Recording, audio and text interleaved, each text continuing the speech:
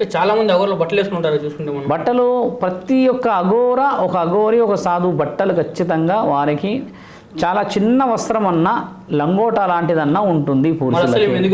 ఇప్పుడు ఈవిడ వేసుకోవడానికి కూడా ఆవిడ కల్చర్ అనేది ఇప్పుడు శాస్త్రగ్రంథాల్లో ఏం రాస్తుంది, అఘోరి అనేవాళ్ళు ఎవరు, అఘోరాలు అనేవాళ్ళు ఎవరు అనేది నీకు అర్థం చెప్పాను మిత్ర. ఇందులో ఈవిడ నాగసాధువు అనే విషయానికి వచ్చాము. నాగసాధువు కాదు, ఎందుకంటే వాళ్ళ లక్షణాలు వేరు, వాళ్ళు ఉండే స్థితిగతులు వేరు. అఘోరాలు రెండో వ్యక్తులు మన దగ్గర. మొదటి వ్యక్తులు నాగసాధువులు, రెండో వ్యక్తులు అఘోరాలు అయితే మూడో వ్యక్తులు సాధువులు. అయితే అఘోరీలు సాత్వికులు ఉంటారు, మాలలు కూడా ఇస్తారు కదా. ఈ అఘోరీలకి ఏంటంటే మిత్ర, చీరలో 8 ముడులతో కట్టిన చీర వేసుకోవాలని రాసింది మన దగ్గర. మొన్న కాశీలో మీరు అన్నట్టుగానే ఈవిడ గురించి ఒక ప్రెస్ నోట్ ఏమి రిలీజ్ వచ్చిందంటే, చీరలు కట్టుకోవడం కాదు, సాత్వికులకు, సాధులకి, అఘోరాలకి, అఘోరిణులకి వివిధమైన వస్త్రములను మేము ఇచ్చాము కదా, అవి వేసుకోవాలని అక్కడ కాశీ నుంచి ఒక ముఖ్యమైన వ్యక్తి మాట్లాడాడు.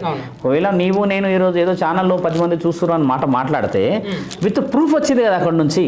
నేను ఈమెమంటుంది, నేను లోక కళ్యాణం అనే దిగంబరంగా వచ్చాను అని అంటుంది. దుస్తులు లేని సంప్రదాయం ఎక్కడి వచ్చింది అని వాళ్ళు అడిగారు కదా, తోలు తీసేస్తా అన్నారు కదా వాళ్ళు కూడా. ఆ వీడియో కూడా సోషల్ మీడియా ఉంది కదా. వాళ్ళు ఏమన్నారు, అఘోరాల పేరు ఎందుకు చెడగొడుతున్నారు అన్న పరిస్థితి తీసుకొని వచ్చారు వాళ్ళు. అలా తీసుకురావడం వల్ల ఏం కోల్పోతున్నాం అంటే, నిజమైన సంస్కృతికి నీకు నిజమేంటో తెలియనప్పుడు నువ్వు ఏ విధంగా లోక కళ్యాణం గురించి ముందుకు రాగలుగుతావు? నువ్వు దుస్తువులే లేని సమక్షం, దుస్తువులే వేసుకోలేని నీవు ఏం ధర్మాన్ని కాపాడగలవు? ఒకసారి ఆలోచించు. నేను నీ దగ్గర విషయ వివరణ అందుకోనికి రావాలా అంటే నీ దగ్గర ఒక విషయం కనపడాలి కదా. నీవు పురుషుడు అని 100 మంది చెప్తుంటారు, స్త్రీ అని 100 మంది చెప్తూ ఉంటారు. నువ్వు ఏ విధముగా ఉన్నా కూడా ఒంటి మీద దుస్తులు లేకపోతే ఉంటే నిన్ను నేను ఏ విధంగా వచ్చి ప్రశ్న జవాబులు చెప్పాలి?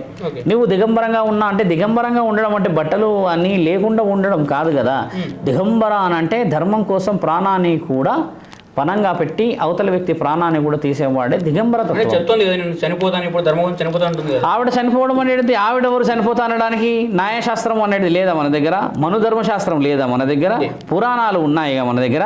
ఒక వ్యక్తి బలాన్మరణానికి పాటుపడి నేను మలాన్మరణాన్ని చేసుకుంటానంటే అది చట్టపరంగా అన్యాయం, చట్టపరంగా అది నడవదు. ఎందుకు నీవు చేసుకుంటావు? నేను ముత్యాలమ్మ గుడి దగ్గర న్యాయం జరుగుతలేదు చేసుకుంటాను అన్నావు. ముత్యాలమ్మ గుడి దగ్గర న్యాయం జరగడానికి నువ్వేం చేసావు? వచ్చావు, ఒక 15 నిమిషాలు 40 నిమిషాలు నీకు కావాల్సిన ధర్మ కార్యక్రమాలు చేసుకొని వెళ్ళిపోయావు.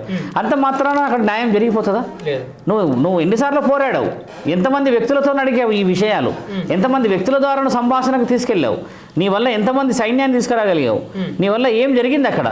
నువ్వు వచ్చేసేసి నేను చనిపోతా అని చెప్పేసి ఎక్కడ పడితే అక్కడ నువ్వు నాలుకకి ఏది పడుతుంది మాట్లాడేసి వదిలేసేస్తుంటే, సాంఘికమైన సంక్షేమమైన ఆలోచనలు ఉన్న సమాజంలో కుటుంబాలందరూ నీ గురించి దృష్టి వేరే విధంగా మార్చుకునే పరిస్థితి తెచ్చింది నువ్వే.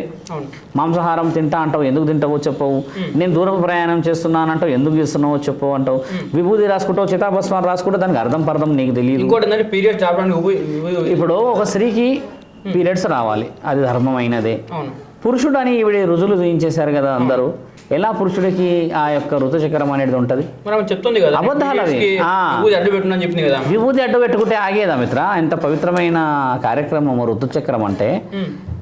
విభూతితోని ఆగిపోయేంత సులభమైన ఆలోచన ఉన్నదా? ఇప్పుడు ఆమె చెప్పింది కదా, ఆవిడ అబద్ధమని మేము చెప్తున్నాం. ఆవిడ చెప్పినంత మాత్రాన ఆవిడ దేవతామూర్తి కాదు, ఆవిడ కారణ జన్మరాలు కాదు. పైనుంచి వచ్చేసి నేను ఇలా ఉన్నా అని చెప్పడానికి. శరీరం అనేది ఒక నియమాలతో, ఒక నిబంధనలతో ఉంటుంది మిత్ర. పురుష శరీరాన్ని తీసుకొని నీవు స్త్రీలాగా మారావు. అవును, నేను స్త్రీలాగా మారినానంటే నేను ఎవడు ఆపుతున్నాడు అంటున్నాను నేను. ఎవరైనా ఆపుతామా? ఎవరైనా అడుగుతామా? ఎంతమంది ఈరోజు ఇదే భాగ్యనగరంలో మనం చాలా మందిని చూస్తాం. కొంతమంది కొన్ని పెద్ద పెద్ద ఈ సెంటర్స్లో దుస్తులు లేకుండా తిరిగేటోళ్ళు కూడా ఉన్నారు, చూసారా?